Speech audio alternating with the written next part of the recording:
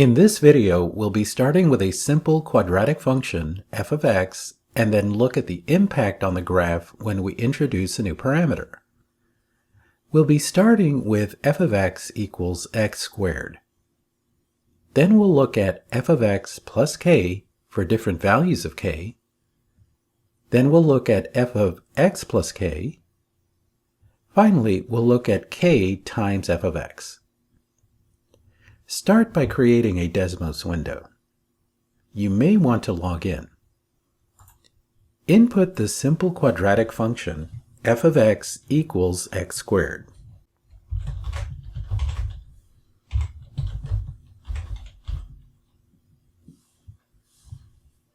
The graph is a parabola whose vertex is at the origin.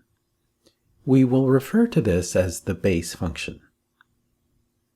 Now input f of x plus k.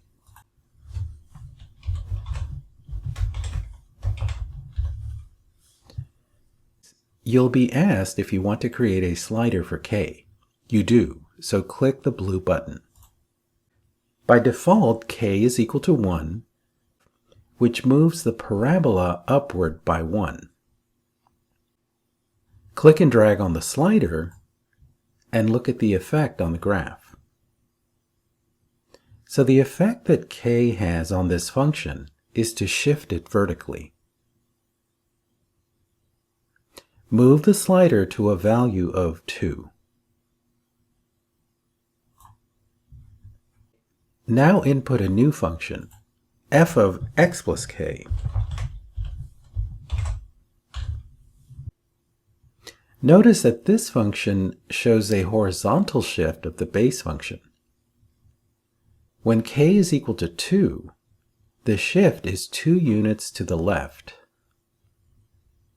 Try different values for k,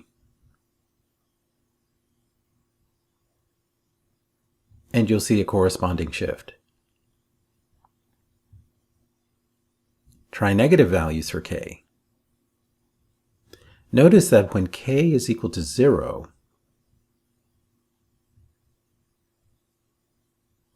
all three graphs intersect. Now move the slider back to 2. Graph one more function, k times f of x.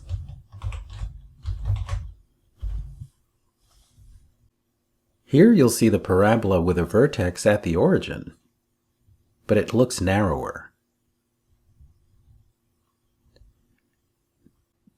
Try larger positive values of k and the parabola continues to get narrower. Do you see that? But notice what happens for values of k between 0 and 1, in other words, fractional values. Notice how the parabola gets wider? Now try negative values. See how negative values change the orientation of the parabola? So to summarize, we start with a base function, f of x equals x squared. We then graph f of x plus k and see that it displaces the base function vertically by a value of k.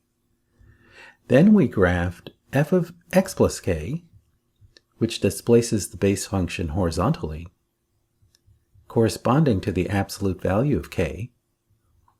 Finally, we graph k times f of x and see that it changes the width and orientation of the base function. In general, you can modify a base function by changing parameters to get a different graph.